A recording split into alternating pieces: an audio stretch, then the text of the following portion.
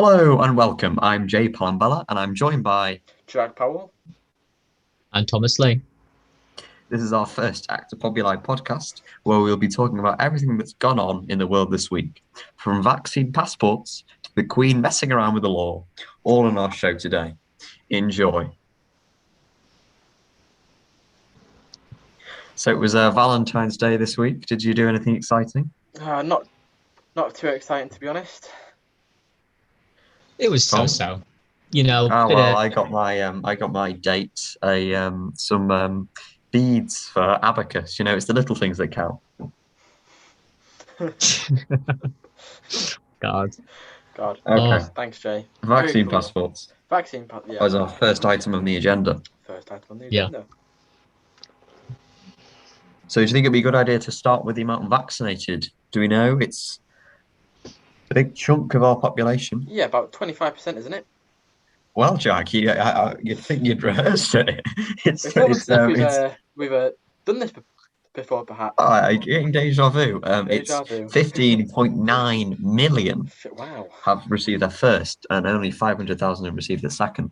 But we're making big progress. As you said, Jack, you're 1% off, but I'll give you that. It's 24% of the UK population, 44% of Israel, and 11.5% of the US. So, opinion-wise, how do you think the government's going on with the corona vaccine, Tom? Well, I mean, to be honest, as far as we came out the gate swinging, like all things considered, I think we went like fairly fast. As far as countries could go, we ordered in from AstraZeneca like immediately, and on the whole, considering like our capabilities as a small country, we haven't done too bad, implementing the vaccines as we can. But there's a question of if it's enough, or if we've caused a problem with the EU, because obviously, as I'm sure you're aware, there's been a dispute between where AstraZeneca should be fulfilling its contracts, the UK or the EU, and if it should be splitting them. And it seems as though that situation could be handled with a bit more tact. What do you think, Jack?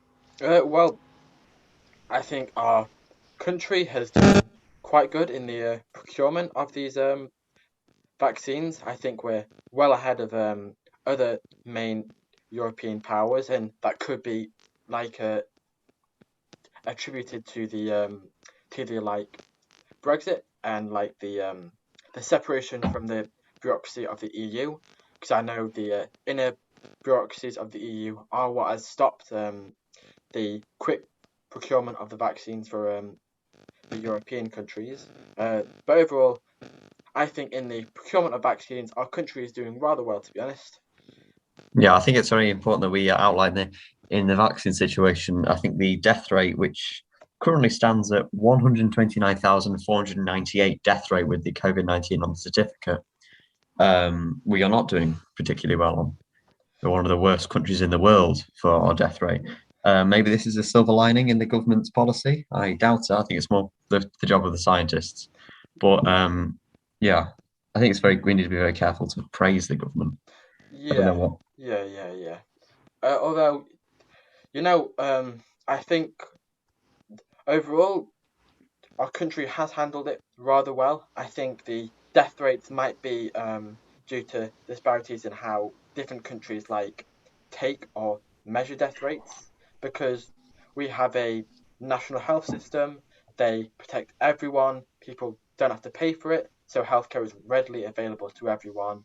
I think that has lowered our death rate, or would be death rate, a lot, and it's definitely lowered the inequality aspect of this pandemic, because of course the rich people with their mansions and super healthcare aren't being affected as much as the people who just don't have. You can't deny the poor and incompetent way the government's handled it. I mean, £22 billion on track and trace, and the failure of the school system, and they have definitely not handled it well.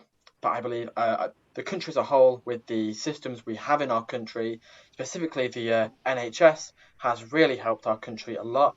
So yes, I think we ought to be very careful about protecting the NHS, something which the government is, I think, making steps towards. Surprisingly, I think Boris Johnson is making steps to decrease the privatisation of his predecessors, that being Cameron and Blair, who were very big on not big, but they definitely made some steps towards the privatisation of the NHS. Do you have any opinions on that, Tom? It's weird, honestly, shocking the idea that we'd privatise the NHS. It's like such an important national institution, and it's the sign of, at least in some way, a civilized democracy and an actual like Western state that's willing to help its people against like equality by giving them this universal healthcare. I think it would be like a travesty to see that like lose itself and like to be privatized and to be removed as such an important part of our national identity.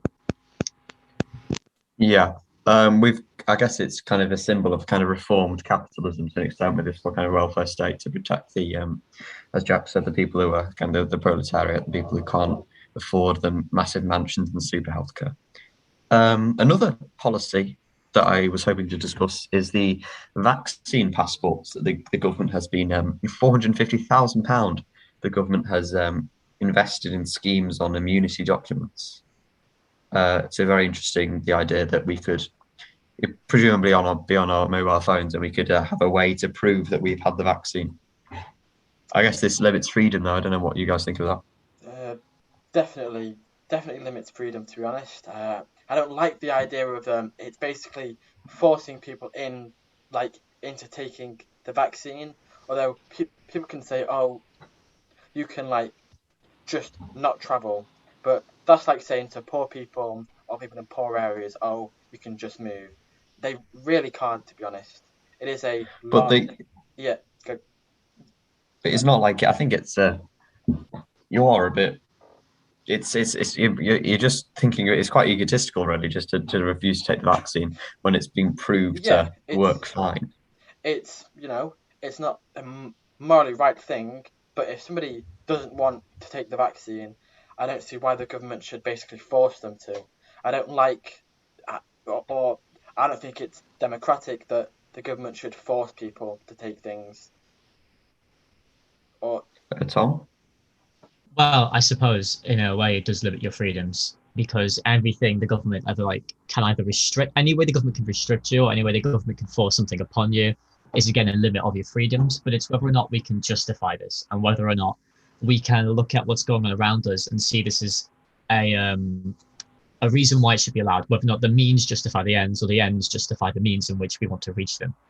On the topic of vaccine-based travel, UK travellers lying about their travel history could even be like given a possible 10-year prison sentence if they lie about their coronavirus history or travel history. I saw about it. And also if they lie about coming from a country that has been barred from or has to self-isolate. If they lie about that, there's a possible fine and prison sentence. I suppose it's in some respects an all right way of reducing the saving people, safeguarding wise, but then you say again, it kind of does curtail people's individual liberties to an extent. I think I have trouble 10 years more than anything else. The idea of like such a well, obviously a boring crime to lie about that, in my opinion. However, 10 years when some people like child sexual abusers get away with 7 years or even less, that doesn't sit right with me, and I don't think it should sit right with anyone personally. Is this maximum though? Is it maximum? That is the maximum, but the idea that that's the upper, Yeah. which could be implemented, feels like a grey area that I don't think the government should be allowed to venture into. No, definitely. Mhm. Talking about this liberties thing that we were discussing, back in early 2000s, the Prime Minister at the time, Tony Blair, introduced the things that we still have to this day, with the kind of the ID cards, just to make sure people know who we say we are. And a journalist at the time, and I'm going to read you something now, who said, "If I am ever asked to produce my ID card as evidence that I am who I say I am, when I've done nothing wrong and when I'm simply ambling along breathing God's fresh air like any other freeborn Englishman, then I would take my card out of my wallet and physically eat it in the presence of them." So this is quite a crazy, but kind of definitely an argument to make about liberty. And the guy who said this is actually Boris Johnson, who's the Prime Minister of the UK at the moment. So the main guy vying for these passports. Yeah, so is Johnson actually supporting it? I don't know. Is this hypocrisy, or have Probably. times just changed? Yeah, I don't think Johnson hasn't really made any actual comments Yeah, about vaccines. It's just been leaked that they've invested £450,000 into schemes. but the investment speaks millions because it's an action rather than just saying something.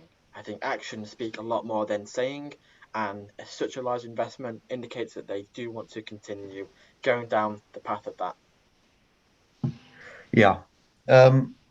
We talked also about the liberty it holds, but also the discrimination that if you think of hotels or restaurants, they can only if they'd be able to significantly increase their profits if they only allow people with vaccine passports because they wouldn't have to self isolate, they wouldn't have to impose restrictions on people with masks, so they could probably make a lot more profit if they only allow people in the restaurant who have vaccine passports. But does this again kind of class as discrimination? I think there was that case with Pimlico plumbers in London that had the no jab, no job policy, which was quoted by Number 10 as being discriminatory. So I don't know what you take on that.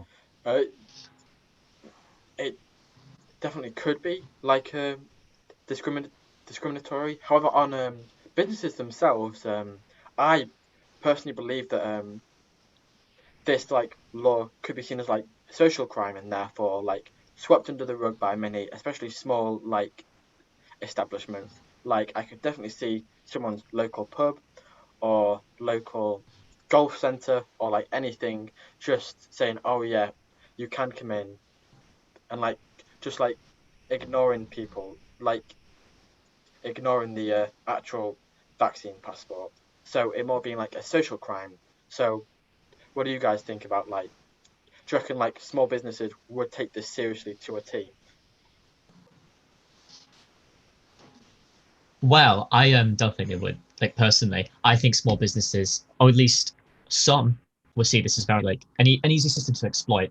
Many celebrities during the height of the pandemic were paying off like small restaurant owners to host their parties. I think Rita Ora was one of them, if I'm allowed to name drop a celebrity. It's quite It interesting depends that if they're small listening, businesses like Tom. that they are. I'm sure. I'm sure Rita Ora is interested in what we have to say right now on her An personally. But it's avid kind of follower. I'm sure you are, Joe. I imagine you'd love Rita Ora and all of her many songs that I can definitely name. What about? Yeah, can we expect small businesses to follow this rule? Should they? Should like? It makes sense that they should follow the rule if it's set in place by the government. But if they're looking at their profit margins and they're looking at how many customers they can bring in, it would be a smart business decision in the short term for them to slightly curtail the rules, slightly plea ignorance, and let those people in. The real question Definitely. is, sorry, carry on, Joe. So what was your question? Oh, okay. I think personally that this sets a precedent, as a lot of things do, about how businesses are allowed to refuse people's service or refuse their services, and whether or not we give businesses the right to refuse service, or at least how far we do, and if giving them any inch in this allows them to take a mile. Definitely. Yeah, I think that's one thing that the government need to be really careful, kind of the distinction of social crime and kind of discrimination that businesses can take. Definitely. Um, if we can make a transition, if that's okay, from social We crimes can. in England to legislative crimes in France. Yeah, very strong le legislative crimes. So I'm going to start by giving you a story. Michel Zecler, he is a Parisian music producer who was traveling on his way home in Paris one night. I do not believe he was wearing a mask, or he wasn't wearing a mask at the time that he was entering his studio. He entered his studio, and then three policemen entered with him. They held him up against the wall and then started beating him, um, only for them to be pushed out and then a stun grenade thrown into his apartment. He was then arrested, racially abused, and then was being prosecuted and faced prison time. In the words of Sinclair himself, he believed he would go to prison unless it were for the videos recorded by people like around him, because those videos proved that he was innocent, and also were grounds to charge the policeman of like falsifying documents, abuse, assault. So Yeah. that's really So good, this right? is the Yeah, this is the news. Sorry, carry yeah. on. So that's really good.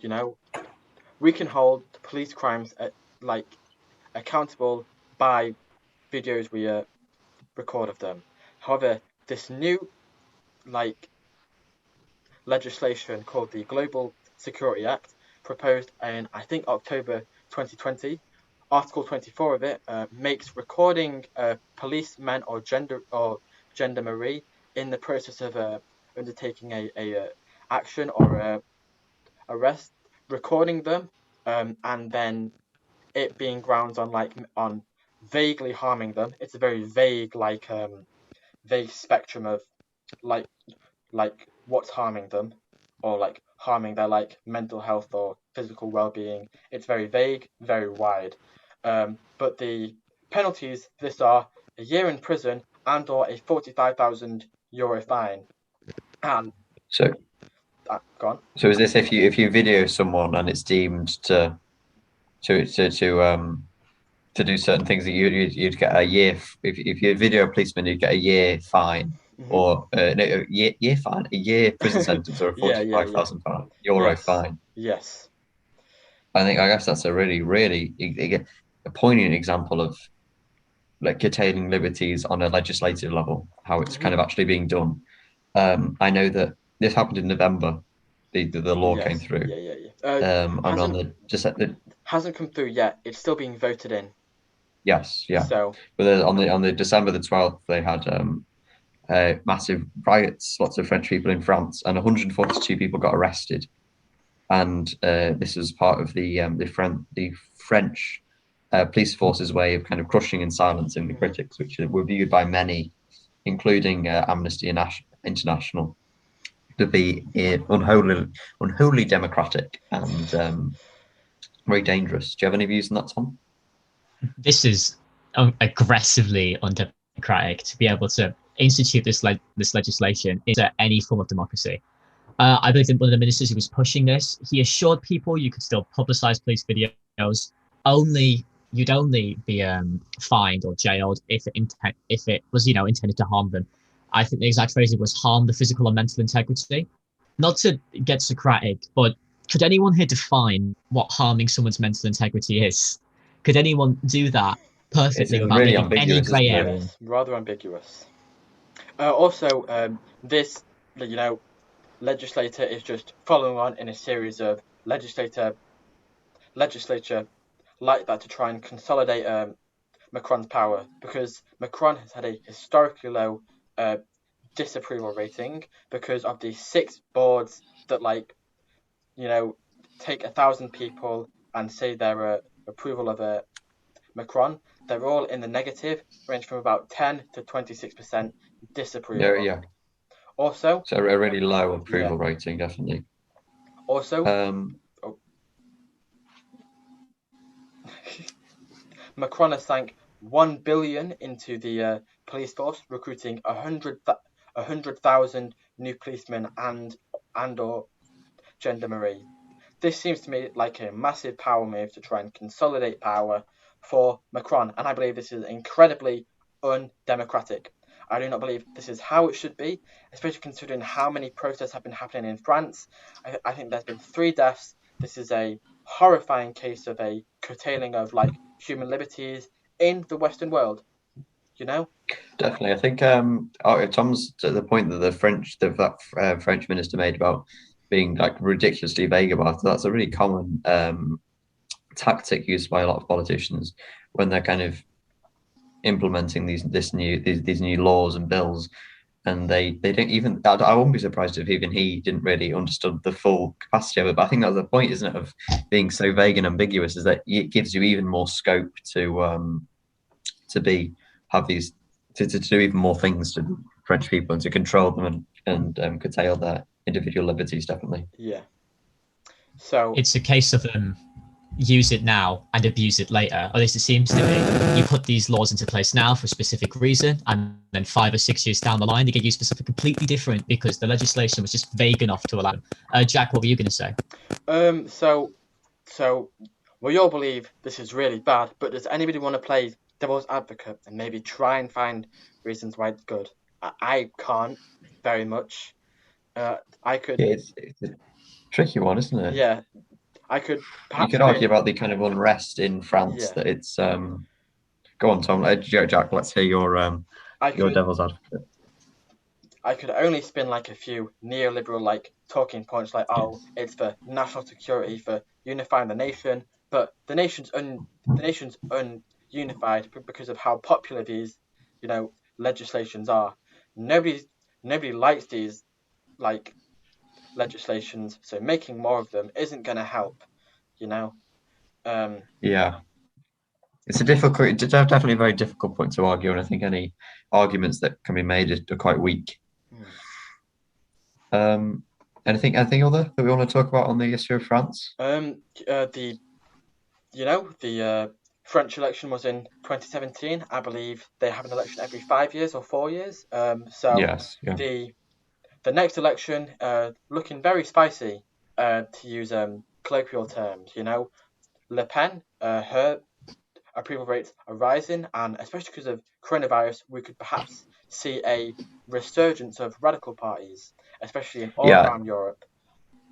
So As you were saying before, Jack, in the yeah, times of struggle and kind of uncertainty, I think radical parties and populist parties definitely become in favour. Just think of 1940, 1930s Europe, or yes, 1920s America even. I think there's a lot of space, or the 1980s America as well with Reagan. yeah, There's a lot of space for kind of these two polar opposites, and especially now, I think the 20th century and the 21st century are real hives for populism, and it's a real growing trend that definitely is a massive threat to democracy. definitely, It just, if just so our viewers know, populism comes from the Greek populus, which means people, and it's basically, on the face of it, it's appealing to the kind of the masses, but it kind of within it plays host to a lot of anti-democratic sentiments and kind of anti-establishment sentiments. As also leads to yeah, a lot of curtailing of civil liberties and danger. I think Hitler was a kind of populist, and then not to compare Trump, but I think yeah. Trump had he kind of appealed to the average American Hmm. in a lot of his policies, even though he was quite unexperienced Yeah, he was yeah. completely unexperienced in the political field. Do you have any views on that, Tom? I'd personally say the kind of populism we see arise, which forms fascism, I'd call it disingenuous populism. It appeals to the people with things they think or things they want, but then it doesn't give them the whole story, explain what could be because of this. Obviously, Plato's famous analogy, sweet shop owners and doctors. Jay, you're quite well versed in this analogy. Would you like to give it a rundown quickly? Yes, I can. Okay, so there's two. I'll give you the future versus the only one. So let's say there's these two people there. One's a doctor and one's a sweet shop owner, and the doctor says no. The sweet shop owner says no. The doctor says, I will give you scratches. I will no. Sorry, other way around. The sweet shop owner says, I'm going to give you sweets and candy and chocolate and everything's going to be happy for the rest of your time with me. It's all going to be sweets and it's all going to be happy. Everyone's going to be smiling and eating lollipops. And then he goes, the doctor here, he's going to give you pricks and he's going to inject you and he's going to scratch you and he's going to cut you open and mess around with you. And then what are you going to get from that? Who wants to vote for me? And everyone's like, oh, well, it's obvious. We don't want the guy we don't want the guy who's going to scratch us up and going to mess around with our insides. We're going to vote for the guy who's going to give us sweets and make us happy. And the kind of immediate satisfaction. And then the doctor turns around and he says, I concede I will give you scratches and I will give you cuts and I will open you up in a professional way and mess around with your insides. But I will do that for the future so you'll be healthier and happier far longer than you would be with the sweet opponent, my what I do to your body will allow you to live a long, happier life. Whilst with the sweet opponent, you live a short, albeit happy life, but only for a few hours before kind of the corruptness comes through and you become really ill, and then eventually die a lot earlier than you would with me. So that's the argument. And Tom's point about populism, it's massive at the moment. I wrote an essay on it a while ago. You can just see it everywhere. India, Israel, Turkey, they're all playing host to this nationalistic populism, which also has lots of ethno-religious Yeah, tensions in it as well, like and can also be really dangerous kind of religions, especially in India. Kind of the yeah, what they're doing to Muslim people in India. It's a really, really dangerous ideology, I think. yeah, like Prime Minister Modi. Didn't he like he's supporting the killings of people who farm cows, persecution of Muslims. There's also a current protest going on with farmers in India, and it's being handled really militaristically. So I would Uh, say Modi is a populist, especially to the Definitely, Hindu if you look at majority. the what happened in probably August is the unilateral annulment of the states of Kashmir and Jammu, if I'm right. That's they are predominantly Muslim states, and he completely militarized the zones and he kind of excluded them of all civic rights and liberties, and so they aren't able to vote in the Indian election anymore. And this is a part of the Indian legislature, and it's a real dangerous Hmm. game to play. Very dangerous. But we can't talk about all this without talking about the big nationalist red blob in the world, China. Um, Very nationalist, but kind of not nationalist because it's mainly just Xi, Xi, Xi Jinping. Mm, Xi yeah, Jinping. Xi Jinping. Xi Um, Jinping. yes, I like your use of the analogy of red. Very red. Tom, anything? Well, I suppose, like, again, we look at China and it's this massive, like, curtailing of any kind of freedoms in the world. Uyghur Muslims are left, in camps, in awful conditions. Obviously, I'd be surprised if they're voting anytime soon. In fact, I'd be surprised if anyone in China is voting in any Or at time least soon in the voting to next some decade. effect, yeah. Yeah, or voting as far as actually swaying or changing a government is. We look at Hong Kong and we see how their rights are being stomped out, like really aggressively. And obviously, we can look at China, and it's very easy to point out that country right there is wholly undemocratic. But if we walk ourselves back to what some people might call the bastion of democracy with their constitution and their like amendments, say like America, it's interesting to think that, say, technically not a state, Puerto Rico, 3.2 million people living there, and not a single one of them can vote on the presidential election because they're kept outside of being a state. And I wonder if the reason they haven't been allowed statehood yet would be because they'd sway the election in favor of candidates that the establishment doesn't want him. If I'm allowed to get a little bit conspiratorial. Yeah. Yes, yeah, definitely. Um, Talking about the Constitution, I think we are talking a lot about legislators today and about how a lot of these quite very discriminatory sentiments are kind of institutionalized within constitutions. You can really look at China. I mean, massive history. The dynasties have been going way before the Greeks and the Well, Han Dynasty and all of these. yeah. And I think I've got a couple of books on them. I haven't read them yet, but there's is it there's a lot of argument at the moment that Xi Jinping, the president of China, is trying to emulate a lot of the past dynasties and a lot of their old sentiments. Not for because they were very focused on domestic affairs. There's that kind of old adage that Yeah. whilst people in Europe were building clay houses and getting the Black Death, China was coming up with a way to work out a national health service and welfare system and things like that. So but back then, China was a wonderfully extraordinary country, and we're talking like 16th century, 15th century, and it's kind of fallen behind the Yeah. Western powers in the Victorian times and the Industrial Revolution, and now it's building back up from the 1949 Communist Revolution. We can really see I think Jack, you're quite keen on economics. I think we must agree now. We must concede that China is going to become the largest economy in the world very soon. China is growing insanely. But I think like 7%, 9% around that area. China has quite a few flaws, like in its economy. It like has no regard for the environment. Tons of CO2 comes from China. There's a Three Gorges Dam that's unmaintained. Like I think a couple of months ago, a similar dam broke, and that killed quite a few people. And like there's lots of cases of that. It's growing rapidly, but it's not looking. Even in the times of coronavirus, it's growing rapidly, which is astounding. Mm-hmm. I think our little detour there about democracy as a whole has brought us to very, very aptly to a little break. So to wrap this up first, I propose to you guys this one question. Do you believe democracy is dying in the world? Most certainly, yes.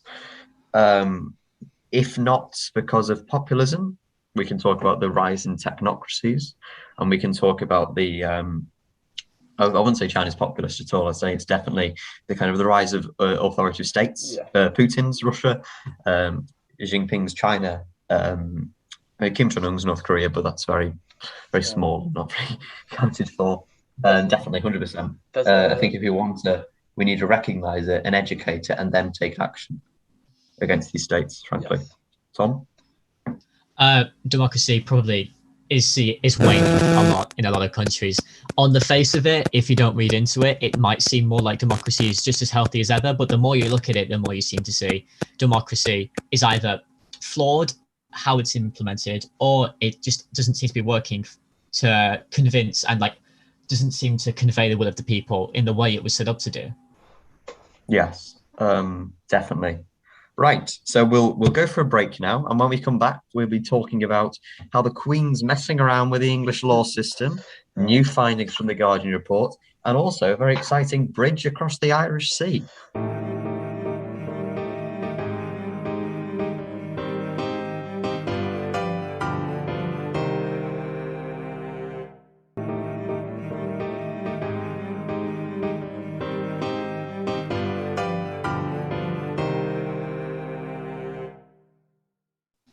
Hello and welcome back after the break.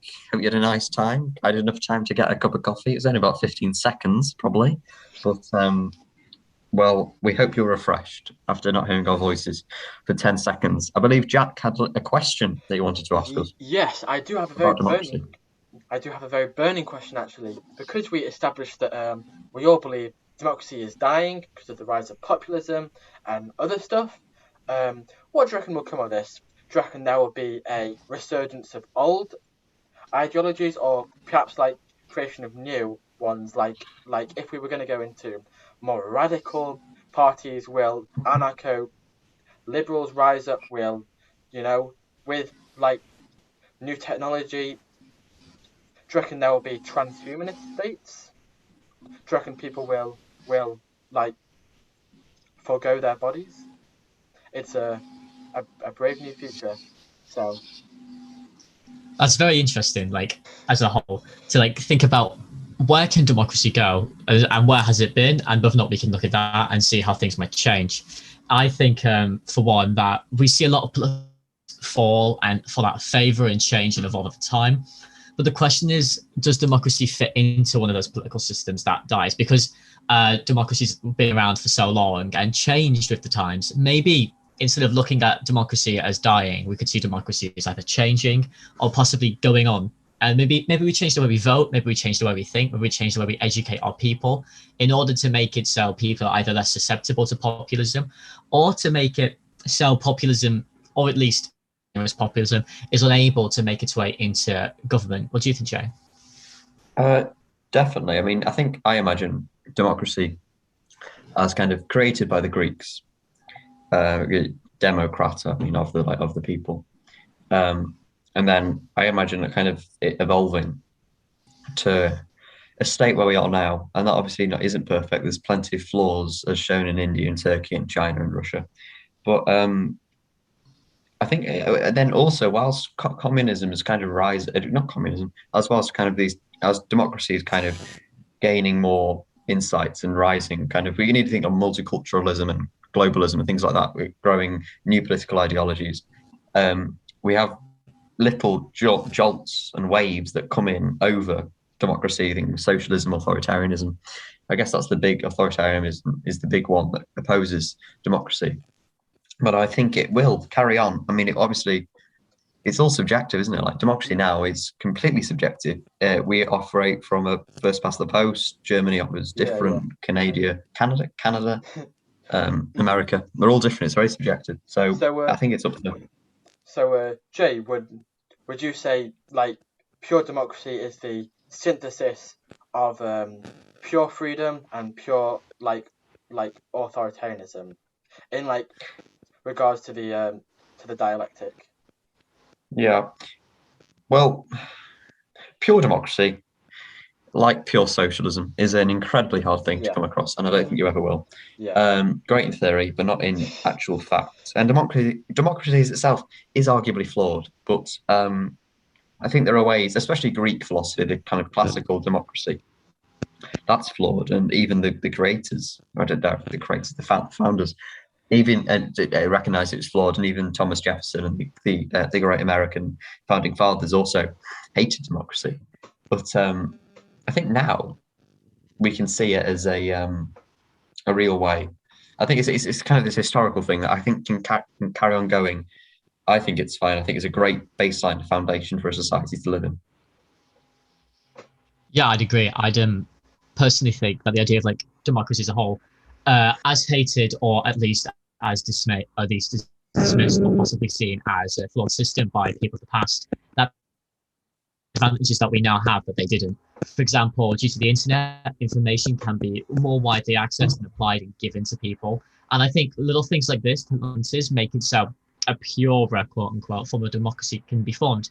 However, there's obviously still flaws inside of like democratic systems, such as a particular monarchy that some countries might have afoot, including England right now, and in particular the Queen, and in particular with the Queen's consent.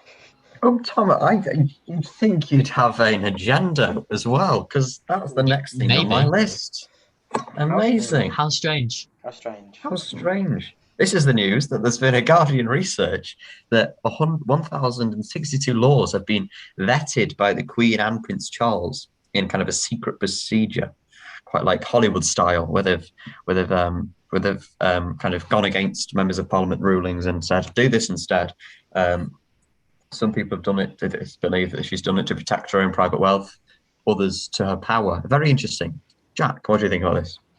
I think it's disgusting, to be honest. You know, we are a modern democracy, not a, queens, kings, feudal society. We should not have a queen that even touches our laws, because she has power right now because she was born into it, not because she was elected or has merits to it. That goes against every core belief of a democracy and even any modern ideology, mate. Yeah, any modern ideology. It's a complete insult to democracy having an unelected official from a particular lineage. I mean, I think it's all right as a figure of state. Some people might argue, especially communists might argue, that there's no point having a decorative figure. It should all be rational and simple. What do you think about this, Tom? Well, I think the Queen as a quote unquote figurehead is kind of interesting and possibly unifying as someone we can turn to, because obviously the Queen's always rating any prime minister because she seems so politically neutral. Having this possibly unifying force that leads to a national identity for a country is a double-edged sword, because on one hand we can look to it to unify, but on another, obviously any figure with that much interest and that much power or perceived power becomes divisive, and that can lead to problems overall. I guess for the Queen, at least, as long as she's not allowed to intervene with laws, she becomes more of a symbolic figure. But do we need that symbol? And does that symbol represent something of the past? But I think that was the case that everyone. I mean, I think most people I've spoken to, some very, very clever people, and some not so.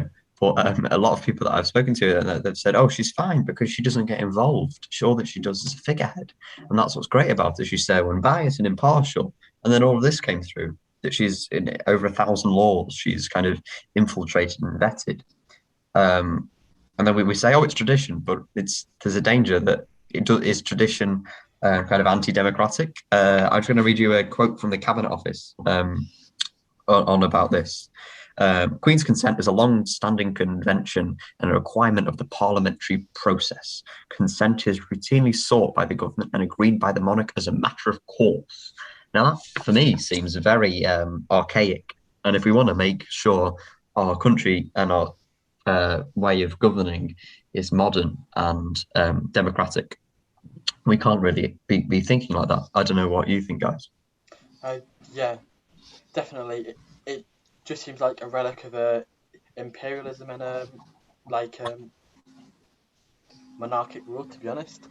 Keeping the Queen around for power and then saying that it's culture. Well, you could also then say that invading countries is our culture, but it's really not. It's not acceptable in the modern era. There's a difference between the culture of the people, which might be a figurehead, but a figurehead only. It shouldn't be a figurehead that can make laws, because that is a direct insult to democracy, the thing that the people have chosen. And So what do we propose then? Should we keep her in? Well, I don't know that we're going to do anything, but I think a good idea would be to keep her in power and kind of take away this ability to vet laws at her will. Yeah, I think that's Yeah. Go on, Tom. Sorry. Okay, thank you. It's fine. I think that the Queen is like this figurehead. Obviously proves kind of useful, but at the same time, it's whether or not she's allowed this power. Taking away seems like a very simple solution. But I propose, I don't know what you guys think about this, a British constitution of sorts. Because currently we don't have any true constitution for the UK or England. We have these laws and they're passed down and people sift through them to figure out what is in terms democratic within the UK, but we don't have any true constitution for which we can turn to for this. And I heard this posed not so long ago. If we were to remove the Queen, who's to say we stop there? Why does it have to be a parliamentary democracy? Could it remove us like some kind of presidentship? Could we change? If we're radically reforming things, where does the book stop? Yeah, we do have a constitution to an extent, but I don't think it's as kind of as referred to much as like the American Constitution or the modern day countries. Yeah, definitely. It's an interesting point to take, isn't it? Should the Queen be there for symbolic reasons and that only? And also, then there's the argument that if the people use it that the Queen's good for unifying countries, and especially in the Commonwealth, then there's the argument of what happens to the fortunate day when she actually dies and Prince Charles would become king.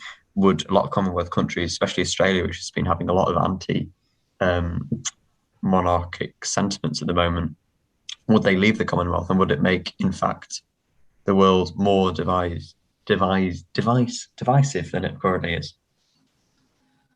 Well, if you want my opinion, I think the Queen's want to hold on to some sort of a union between its past colonies, beyond the point of like the people's own choice is wrong.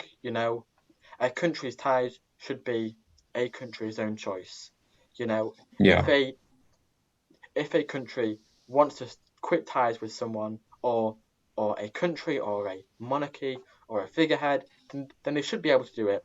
Any force against it is just imperialism to me, to be honest. Like in Catalonia in Spain, when they suppressed the votes, that is not like a modern democracy.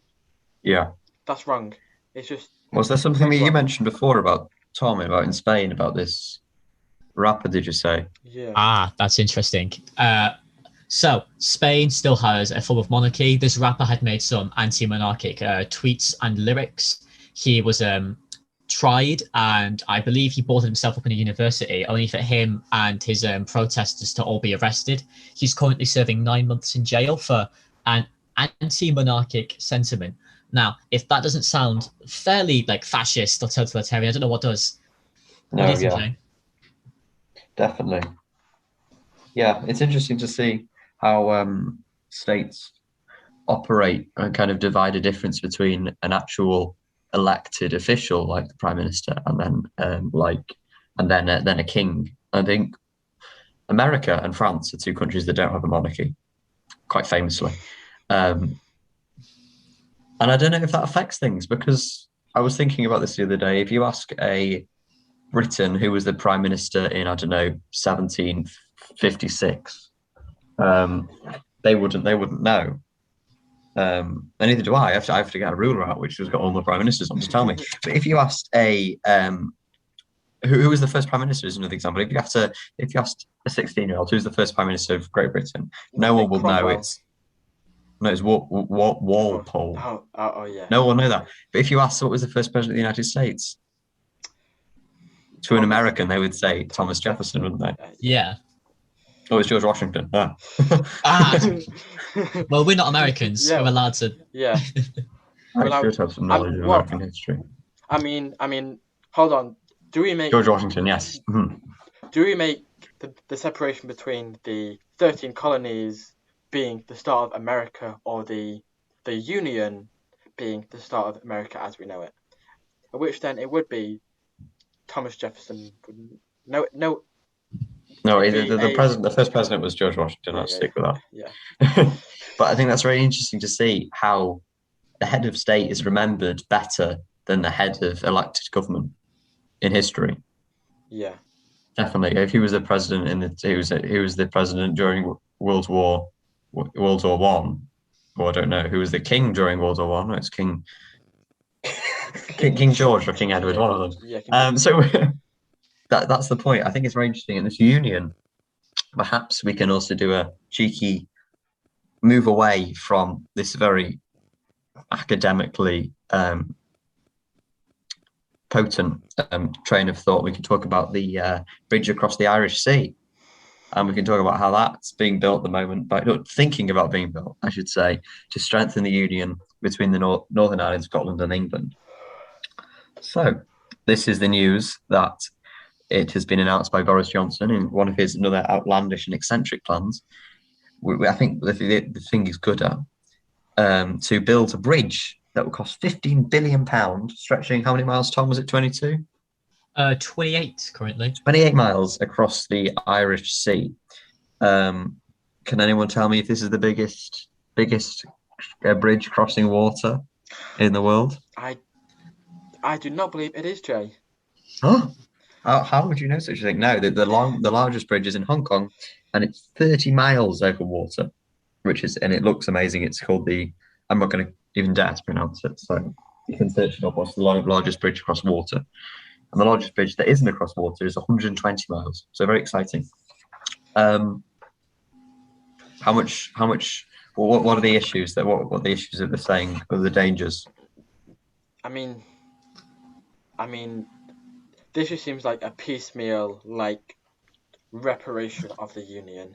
It doesn't seem like anything proper. It's just have this bridge, but ignore all these other problems like the border between Ireland. Just ignore that, but big bridge. We'll build a big shiny bridge for you. Another fun fact. I don't know, it's fun, but there's 1 million tons of World War II weaponry in a nuclear submarine in a ditch in the Irish Sea. So imagine if that went. You'd lose. What would you lose? You'd lose nothing important. I think all of our West Scotland viewers would be very happy. Yeah. So that's very interesting news, and a bit lighter note anyway. Yeah, it's a theatre stunt, isn't it? Despite stylizing himself after a wartime prime minister like Winston Churchill, Boris Johnson doesn't seem to know what to do in terms of a crisis. He's much better in peacetime when he can just lay out these outlandish plans and smile and wave. It seems though I wouldn't say doing something, but trying to do something. Do you guys remember when he was looking at like adding another runway to Heathrow and how that went nowhere, or any of his other like outlandish like build It's projects? populism, isn't it? Mhm. That's what it is. Yeah, it's pleasing. Yeah, definitely. So I think if anyone wants to talk about anything else, I think that's the end of our first podcast. Yeah, I mean, we've talked about a lot today. I hope our viewers are thoroughly Listeners, yeah, I should say. listeners are fully in the know and Yes. Just thinking when this podcast will actually be broadcast, it'll be a week late, 2 weeks late. But anyway, if you've made it to the end, congratulations. Now we can give you the secret puzzle to the spot where all the gold is buried. So if you so the password is 3, 4, 9, 6, 7.